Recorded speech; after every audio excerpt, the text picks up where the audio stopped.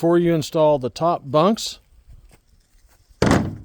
attach that bottom cover with screws or with good staples.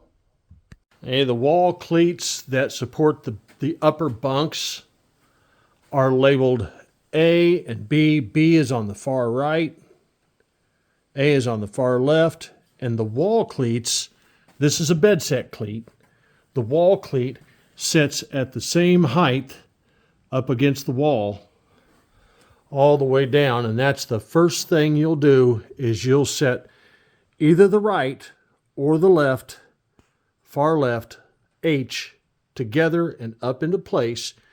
You'll put the wall cleat on. That'll be the first thing you're going to want to do. All right, to the right side or the B side H, we're going to add a beam support to the front of this. And basically what happens is this stiff back is going to install up here in this corner. This stiff back here is going to install, this mending plate really is going to install over this crack.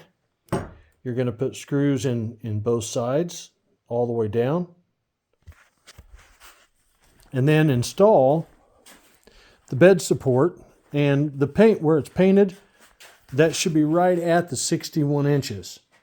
So this bed support is going to set right up flush to the end, and it's going to hang over here in the back like so. And this is what it's going to look like.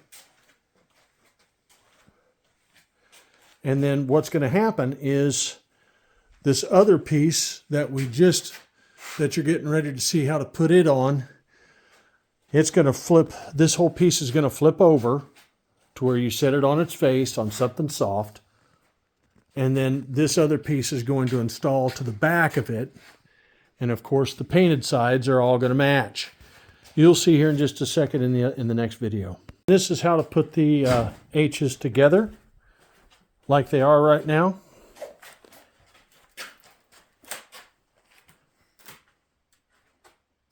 Lift it up.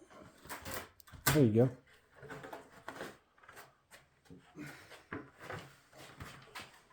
There's paint on that one side there. Yeah. This is the outside or the far right. We're labeling it B, H, and this is the assembly of that. When you set these two together, you're going to put screws, just 4 screws, hold this together. I'll show you what the sticker looks like so you know what you're looking for. This is B. Just like the outside bed supports, the inside, which I'm calling the stairwell area, still set at 61 inches to the top, and that will also pull both of these panels together nice and tight at the top. They should be tight at the bottom because of the screws that you put in going into the stairwell. So that's what this is all going to look like right here. Okay, the post in the front next to the stairwell area is going to set flush right up against this edge. And then you're going to put brackets that I've supplied in 3 different places to hold this beam onto this panel. All right, once you get your staircase into position, the H's on the left and the right side both go together the same way. Go ahead and lift those up. You're just going to lift them up into place, and then you're going to attach them with screws into the side of the stairwell. I'd recommend 8 screws on each side, at least 1.25 inches long.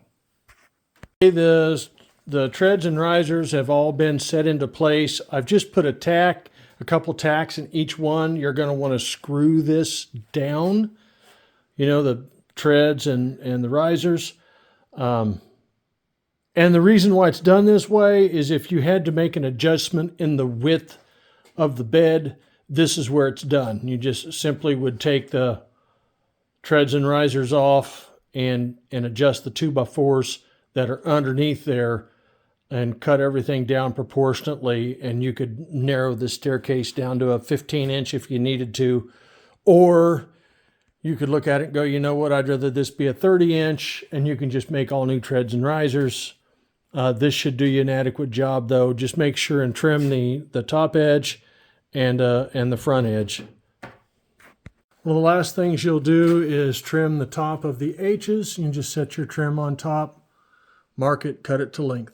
Hey, the bottom bunk will need reassembled. Everything has been assembled. There's 8 different cross pieces. There's 2 long 80-inch pieces. They'll all be shrink wrapped together individually, so you'll easily be able to put this together and use it as the bottom bunks. Okay, this is how the top bunk skirt support is going to sit on the top bunk. This is the actual top bunk. Here's the skirt support, and the skirt actually, it connects on either ends, and then this keeps it from collapsing in the center. You may have to chop saw this to get it to fit between the 2 uprights or the 2 posts. And I put a post in just so you get an idea how all of this looks on the top bunk area. You've got this walk plank for the top bunk. The stairs would be in here. This is the back wall. There's another post that sets in here. And then all of this gets screwed together.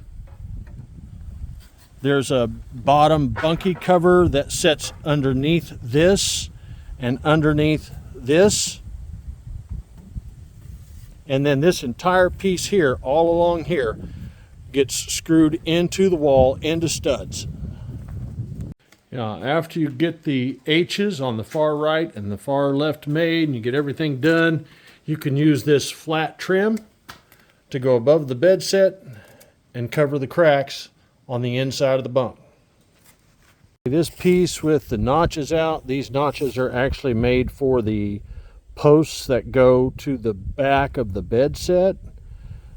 This is side B, and this edge actually sets on the wall cleat. And this edge here, this long edge here, screws in and through into the bed set. This piece and the upper bunk bed set measure out to 54 inches. This provides a walk plank up against the wall, the back wall, for the person on the top bunk. And at some point, should you decide, hey, I don't want twins on the top, I'd rather have full-size mattresses, then you can put the full-size mattress right in on top of this and the other bed set. So you've got a dual-purpose bunk room. Hey, these are your skirts that go on the top bunk to cover the plywood or the 2x4s. You'll just put screws or staples, whichever you choose. And then the safety rails will sit right on top of these. And you'll know that, that these are the skirts because they've got the trim on either side. Hey, these are your X rails, and they'll attach directly to the beams. And you just pre-drill, put your holes in, run your screws right into the beam. If you countersink them, then you can putty and use the touch-up paint. If not, the screws will show. Hey guys, these are your beams. To put the collars on, they just simply slide on the end. If you need these beams shorter, just cut them and then take this and slide this up to the ceiling to cover the gap. Or you may need to go the other direction and elongate them, whichever is easier for you. That's how they work. All the bunk supports look just like this, and they just simply screw into the outside and the inside panels on both sides. And you'll get the stairwell to this position here. I think a picture's worth 1,000 words. And then you're going to put on the inside H's. And what I've done is I've put a spacer here, this 2x4, and that aligns the bed supports or the bunk supports perfectly, and it'll just screw on. Now each one of these panels, I'm going to set this up here and show you. I think you can still see that. Each one of these panels on either side here just set into place. Okay, they're just loose plywood, and they lean right up against the stairwell. So you're going to put them into place. So you're going to put these into place, and you're going to line it up flush with the back edge of the stairwell. And then you're going to put numerous screws, on at least 8 screws on either side. Let me move this back into place. Let me show you a better angle so you can kind of see what's going on. Basically, you got 2 panels on either side, and they butt up against the stairwell. They screw into place, you know, below the lip of the stair. They screw into place on either side. And then you have a bunk support that screws in 3.5 inches or the width of a 2x4 down. Okay, this A-side splice support, what it does is it puts these 2 pieces of plywood together. You'd want to glue the inside edge of this plywood together first, and then Craig jig the 2 together at the top and at the bottom, and then add this splice support with screws on either side. Now, if you'd rather use staples, you can do that as well. I'd probably use screws though. There's one on either side, and it makes this panel 57.5 inches wide, total width. The front faces are labeled, and you'll need to, when you get it into place, you'll need to trim this edge to fit the beam that goes up. And then, of course, install the drawer fronts the way you normally would. Top trim will have to be screwed on into place on either side. And then I'll have the top of this area trimmed in the front on the top edge of the H's next to the stairwell. And then this front edge here gets covered by a 3.5 by 3.5 inch beam that extends all the way up. The top bed set sets wall to wall. There's a bed set support that sets underneath it, and it goes all the way around. I don't have this one on for clarity. And then this entire bed set pulls forward and flushes to the edge of this right here, just like the bottom one sets flush. You have to put a corner post in the back that goes the full length and extends all the way up, making sure it's 3.5 inches from the edge of the plywood in the rear. Your support goes underneath the bottom bed set. You'll notice that the bed set sets wall to wall. We call those H's.